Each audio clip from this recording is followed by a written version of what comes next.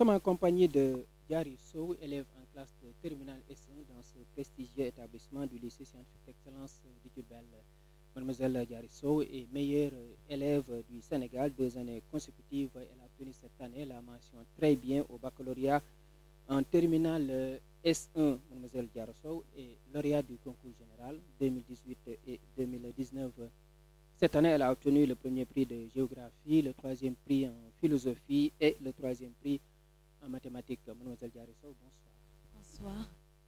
C'est un plaisir d'échanger avec Mademoiselle Sow sur des questions qui intéressent la vie de l'établissement et également des questions qui intéressent l'éducation de manière générale. Mademoiselle Sow, notre premier chapitre va concerner le lycée scientifique d'excellence de Diourbel. Vous êtes la première promotion de cet établissement. Alors, comment avez-vous fait pour cette prestigieuse école? Eh bien, ce fut une affaire de hasard, parce que j'ai découvert l'existence de ce lycée à travers des journaux, des articles qui parlaient de la construction de ce lycée, une initiative du président et qui a été très bien menée par le ministre de l'Éducation, l'ancien ministre de l'Éducation nationale, Serine Beycham. Et donc, j'ai découvert l'existence de ce lycée. J'ai voulu en faire partie, j'ai voulu être de ce projet et mes parents m'ont soutenu en cela.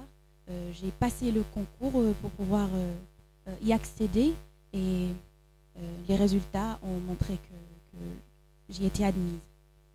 Et saviez-vous au préalable ce qui vous attendait ici? J'avais une très vague idée de ce qui m'attendait. Je savais que c'était un internat. Je savais aussi que c'était une école assez spéciale où c'était les meilleurs élèves qui pouvaient y avoir accès. Donc j'avais une très vague idée de ce qui allait se passer en réalité. Mais quand je suis venue, je n'ai pas été déçue. Est-ce que c'est votre première visite à Diourbel? À vrai dire, oui. Je n'avais jamais mis les pieds à Diourbel avant ça. Et ça m'a donné l'occasion de pouvoir connaître la ville et surtout de sortir de ma ville natale, Bourg. Qu'est-ce que vous avez retenu après 3 années passées à propos de Diourbel? C'est une ville très, très, très accueillante. C'est aussi une ville traditionnelle. C'est ça qui m'a le plus marqué. Parce que j'ai remarqué à quel point les Diourbellois étaient pieux, étaient vraiment ancrés dans leur tradition, dans leur culture, à quel point ils étaient sénégalais, si je puis dire. Donc c'est vraiment ça qui m'a le plus fait admirer le peuple diourbellois. Est-ce que vous aviez des connaissances sur Diourbel au préalable? Est-ce que vous saviez que c'était la ville de Cheikh Ahmadou Bamba? Oui, je le savais très bien parce que, comme vous savez, j'ai reçu une éducation traditionnelle. Et il y a dans ma famille des mourides qui aimaient bien la ville de Diourbel, qui venaient à Touba pour les pèlerinages. Donc, depuis que je suis petite, j'en entends parler. L'envie avait germé de venir ici, et voilà que le destin m'y a emmené. Qu'est-ce que vous avez retenu? Qu'est-ce que vous savez de Cheikh Ahmadou Bamba? Bien, je sais que c'est un marabout dont la renommée est très, très, très admirable. C'est quelqu'un dont la piété ne sera pas sitôt égalée. C'est aussi un modèle pour la jeunesse, pour tous les religieux du Sénégal, un modèle à suivre, surtout que ses témoignages, que ses travaux, ses recherches ont montré que c'était un homme de science, donc quelqu'un qui était vraiment une preuve pour les Sénégalais qu'il existait des hommes de science dans ce pays. Tout à fait. Mademoiselle Sow, après 3 années passées, c'est vrai qu'aujourd'hui, vous avez suscité en tout cas l'envie de très nombreux élèves du Sénégal qui veulent aujourd'hui fréquenter cet établissement. Alors, est-ce que vous avez des conseils à donner à ces élèves qui veulent venir ici? Oui, des conseils surtout, parce que sans fausse modestie, nous sommes des élèves très brillants qui ont pu intégrer ce lycée. Donc nous avons acquis, avec 3 années d'expérience, une certaine maturité. Donc nous pouvons conseiller les nouveaux arrivants, nous pouvons leur dire ce qui les attend et qu'il faut aussi s'armer de courage, de volonté, de détermination, d'abnégation, parce que c'est ça que l'on recherche dans ce lycée. Si vous vous armez de ça, alors vous pouvez être sûr de pouvoir relever les défis. Et pour intégrer dans cet établissement, il y a forcément un concours. Est-ce qu'ils s'attendent à des épreuves faciles? Les épreuves ne seront pas faciles. Ils seront à la portée des meilleurs. S'ils croient en eux, s'ils croient en leur potentiel et s'ils s'entraînent assez suffisamment, ils pourront vraiment les réussir haut la main. Et l'excellence, souvent, ça demande beaucoup d'investissement au niveau des parents, un encadrement. Est-ce que vous avez bénéficié de cours particuliers ou un encadrement rapproché à la maison? Pour dire vrai, pas vraiment, mais il se trouve que durant mes années d'examen, surtout la troisième et même avant ça, j'ai eu à recevoir des cours d'un professeur qui était dans notre quartier. Lorsque je revenais des vacances, si j'avais un problème dans un exercice, il trouvait toujours le temps de m'aider, de toujours me soutenir. Il s'appelle Monsieur Ngom. Mais il se trouve que dans un système d'internat, les encadrements sont intégrés. Je veux dire que les professeurs prennent en compte nos besoins d'encadrement. Donc, ils font tout leur possible pour pouvoir être avec nous durant les heures de pause pour pouvoir pallier aux lacunes que nous pouvons engager. Donc, cela veut dire que si aujourd'hui vous faites la fierté du Sénégal, c'est en grande partie dû au système d'internat. Eh bien, loin de moi l'idée de dire que c'est l'internat qui est mieux que le système d'externat. Je sais que j'ai eu de la chance.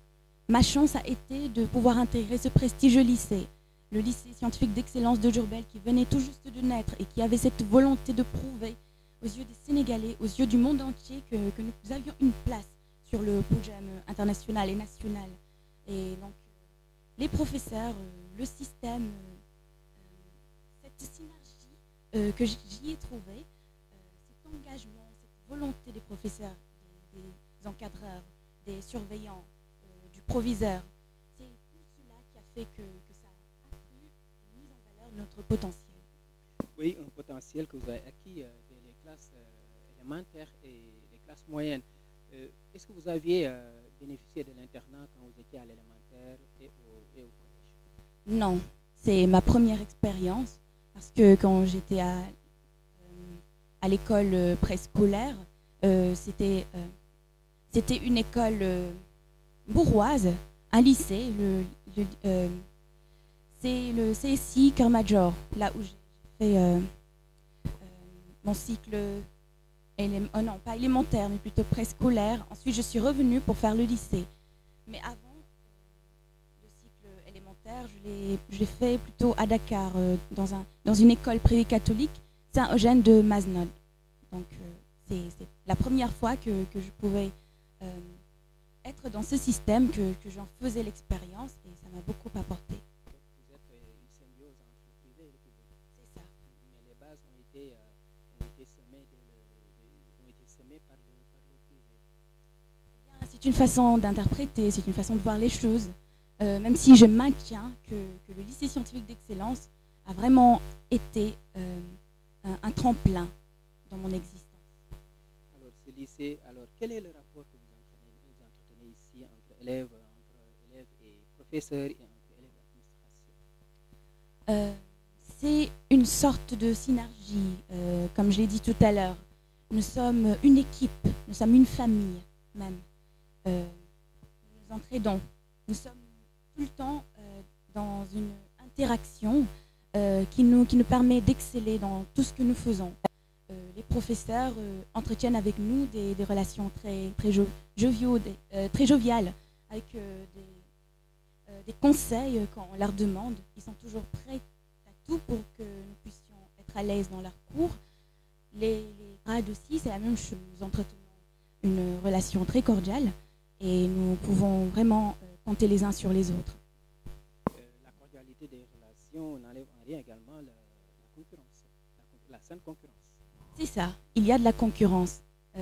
On peut s'y attendre même, parce que si l'on met ensemble des cracks, si je puis dire, des élèves vraiment très brillants, l'on peut s'attendre à de la concurrence, parce que chacun a un domaine de prédilection, chacun a une discipline dans laquelle il excelle.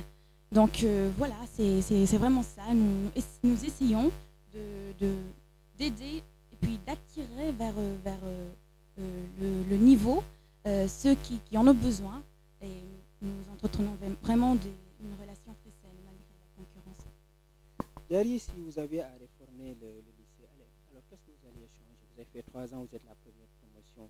Qu'est-ce que vous allez changer si on vous demandait de réformer? Eh bien, si je devais réformer, je n'emmènerais que des améliorations parce que j'ai noté qu'il y avait un certain goût d'inachevé dans ce lycée. Je veux dire du côté matériel, parce que nous manquons d'une bibliothèque. Notre laboratoire est certes bien équipé, mais il faut quand même qu'on y ajoute un surplus, cette vitalité qu'il faut surtout emmener dans notre cadre. Il faut surtout que les autorités s'y mettent pour que ce soit vraiment le cadre le plus sain possible. Et qu'est-ce que vous avez le plus marqué dans cet établissement? C'est l'engagement, la force que partagent les surveillants, les encadreurs, les professeurs, tout le personnel. Et cette force qui a vraiment contaminé les élèves. C'est ça qui m'a vraiment boosté dans cette école. Je veux dire qu'il y a une sorte d'engagement. Je le dis encore, c'est vraiment quelque chose de remarquable. Donc l'ambition est là, la volonté de réussir, d'exceller, de faire toujours partie des excellents. Et Diary, est-ce que vous avez des regrets dans cet établissement? Des regrets, non. Quand je regarde en arrière, que je regarde mon cursus, je n'ai aucun regret. Et je ne regrette pas d'avoir fait le lycée scientifique d'excellence. Chers téléspectateurs, nous vous rappelons que nous sommes en compagnie de Mlle Diary Sow, meilleure élève 2018-2019. Nous sommes actuellement au lycée scientifique d'excellence de Diourbel pour le chapitre numéro 2 qui sera consacré à la littérature. Mlle Sow, je sais que vous êtes une passionnée de littérature. Alors, qu'est-ce qui justifie cette passion en vous? Si l'on sait que vous êtes scientifique de formation. Mon côté scientifique ne m'a jamais empêché de m'intéresser à la littérature. Je suis très ouverte au monde littéraire parce que c'est un peu ma passion. Depuis que je suis petite, je dévore tous les livres qui me passent sous la main. Alors ça a vraiment fait naître en moi une passion dévorante pour l'écriture. J'ai voulu produire à l'image de mes auteurs préférés. Donc c'est pour ça que... Qui sont-ils vos auteurs préférés? Quand j'étais petite, je lisais plutôt Marc Levy, je lisais Guillaume Musso, Dan Brown quand j'ai un peu plus grandi. Je lisais aussi les auteurs sénégalais, la poésie de David Diop, je lisais Senghor, je lisais aussi, je lis toujours Fatou Diom. Et vraiment, j'aime la littérature africaine. Et ça ne m'empêche pas aussi d'être ouverte à la littérature occidentale. Et quel est le regard que vous portez sur la littérature africaine? Bien, c'est une littérature porteuse d'espoir. On a vu son évolution durant les siècles. C'est une littérature aussi très réaliste qui est en accord avec ce que nous vivons, avec nos propres réalités, notre destinée. C'est une littérature aussi de conscientisation. Ces auteurs sont très ancrés dans leur tradition. Ils sont toujours là en avant-garde pour la jeunesse. Et vraiment, c'est ça qui m'a le plus marqué dans ces œuvres. Et quel est l'écrivain qui vous enchante le plus dans sa manière d'écrire et dans les thèmes abordés dans la littérature mondiale? Dans la littérature. Oui. Votre auteur préféré? Mon auteur préféré, il est américain. C'est plutôt Dan Brown. Pourquoi? Il est très... il a un certain penchant pour le domaine occulte. C'est un peu ça. Il a toujours éveillé en moi cette curiosité de l'ailleurs, si je puis dire. C'est un auteur très fictif. Il aborde un monde tout à fait virtuel. Et c'est vraiment ça qui me plaît parce que ça me permet de m'évader et puis d'améliorer ma capacité d'imagination. Et ça répond aussi à mon besoin toujours de voir Et en Afrique, qui est ton auteur préféré en Afrique? Oui, une femme très forte que j'ai découverte, Fatou Diom. C'est une femme vraiment qui mérite d'être un modèle, qui mérite d'être prise au sérieux, surtout par la jeunesse africaine, par la jeunesse sénégalaise. C'est quelqu'un qui doit être lu, vraiment. Est-ce que vous avez le temps de lire une classe de terminale? À part les œuvres au programme, j'avoue que j'ai pas beaucoup lu parce que je me concentrais davantage pour l'examen, pour les concours et surtout pour les devoirs. Il fallait que je mette de côté cette passion pour que l'essentiel puisse vraiment être possible. Mademoiselle Sow, vous avez à votre actif un roman qui est en compétition, qui va apparaître prochainement. Est-ce que vous pouvez revenir sur les raisons qui vous ont poussé à l'écrire? C'est surtout ma passion pour l'écriture. Ça a commencé par le titre. Comme j'ai dit, c'est sous le visage d'un ange. Ça m'est venu ainsi et j'ai voulu donner corps à cette histoire. J'ai voulu que des destins puissent naître à partir de ce titre. Et l'idée m'est venue de faire du personnage principal une fille de notre acabit, une fille de notre âge, tout à fait, si je puis dire, en accord avec nos traditions, avec nos valeurs. Voilà. Et pouvez-vous revenir un peu sur l'intrigue de ce roman, sur son histoire? Oui, comme je l'ai dit, c'est surtout l'histoire d'une jeune fille. Qui s'appelle Aline. Aline, oui, c'est ça. Aline a un parcours vraiment passionnant. Elle était dénuée de tout, sans famille, sans soutien, sans appui extérieur. Et elle a tout gagné par elle-même, par la force de sa volonté, par son bon vouloir. Quels sont les messages que vous voulez partager avec les lecteurs à travers cette production? Les messages, je me suis rendu compte quand j'ai donné à mes premiers lecteurs, quand je leur ai demandé la faveur de lire mon roman et de le corriger, je me suis rendu compte que c'est vraiment eux qui m'apprenaient le sens de cette histoire. C'est assez curieux quand même que quelqu'un puisse interpréter ma propre histoire d'une façon que moi-même je ne comprenais pas. Quand vous m'avez dit, oui, quand vous m'avez montré votre appréciation, vous avez fait ressortir un sens que je n'y apportais pas. Donc ça m'a prouvé que c'est au lecteur de donner sens à l'écriture. Alors, après cette première production sous le visage d'un ange, est-ce qu'il y a d'autres productions qui attendent les lecteurs? Oui, il y en a. J'écrivais un peu au hasard de mon inspiration. À chaque fois qu'une histoire germait dans mon esprit, je mettais sur papier. Et j'ai commencé à écrire un second roman, Le prisonnier des ténèbres, qui met en scène un jeune garçon, Kader, qui est étudiant. Voilà. Qu'est-ce que ça attend le premier roman sous le visage d'un ange? C'est pour bientôt? Oui, c'est pour bientôt. Ce sera disponible dans les librairies. Ce que j'attendais un peu, c'est d'avoir le temps de pouvoir me lancer dans cette aventure. Parce que la carrière littéraire, c'est pas du jeu, c'est vraiment quelque chose qu'il faut vraiment... Il faut y mettre de la volonté, il faut y accorder aussi de l'attention. Ce que je n'avais pas, vu que mes obligations ici, au lycée, portaient mon attention ailleurs.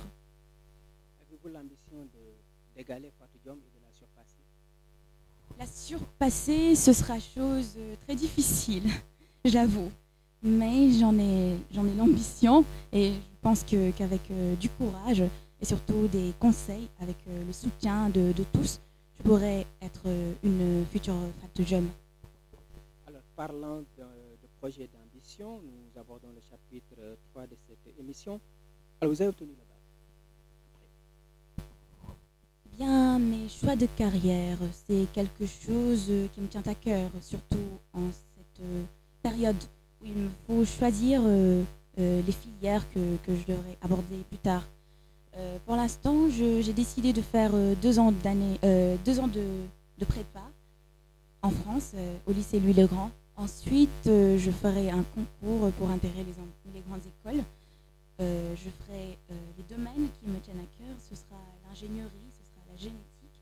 Et comme j'ai dit, j'ai d'ailleurs assez dit, c'est vraiment une chose que je voudrais réussir, c'est-à-dire l'interdisciplinarité, donc pouvoir valser entre plusieurs choses à la fois. Suivez les pas de Cheikh Anta Diop. Cheikh Anta Diop, c'est une référence pour moi. Une référence, c'est quelqu'un qui m'a servi de modèle. Et donc c'est vraiment une personnalité à suivre. Et lui, après les études, il est revenu au Sénégal. Est-ce que Diary va suivre les pas de Cheikh Anta Diop? Revenir au Sénégal, servir son pays plutôt que de rester en France. J'ai la ferme intention de réussir, de revenir pour mon pays, pour les gens qui croient en moi, qui ont l'espoir que je puisse accomplir des choses pour le Sénégal. Le dernier chapitre de cette émission, ce sont des questions diverses. Aujourd'hui, Diary, selon vous, qu'est-ce qui explique la baisse de niveau des élèves qui est une préoccupation nationale, qui déteint sur les résultats à l'examen au bac et au BFEM? Pour vous, quelle est la cause de ça? Eh bien, c'est regrettable qu'on enregistre au Sénégal cette baisse de niveau, surtout en ce moment-là, ce moment critique où l'on doit être en phase de construction. La jeunesse qui baisse de niveau, ça peut s'expliquer par plusieurs facteurs. Ça peut être dans l'environnement, dans les facteurs sociaux, ça peut être aussi dans l'engagement des élèves qui a tendance à diminuer. Ça peut s'expliquer aussi par cette tendance au jeu que le Sénégal développe de plus en plus. Et donc que l'on invite les élèves à plus de concentration, à plus de volonté pour les études. Diary, en tant que fille et future femme, est-ce que vous êtes initiée aux travaux domestiques? Travaux domestiques, oui. Quand je quitte l'internat pour aller rendre visite à mes parents à Bourg, je participe aux travaux ménagers, mais je le reconnais, c'est pas vraiment une préoccupation pour l'instant parce que j'avais des choses en tête, j'avais vraiment des choses en vue, alors je ne pouvais pas trop m'y dédier, même si j'adore la cuisine. Diary, je vous remercie de votre disponibilité et de nous avoir accordé ce temps d'antenne pour nos téléspectateurs. Votre dernier mot? Bien dire que je suis vraiment reconnaissante par rapport au soutien que m'ont apporté les professeurs qui m'ont toujours eu, depuis l'élémentaire, depuis le préscolaire, depuis toujours. Ils ont toujours été un soutien pour moi et j'accorde aussi de l'importance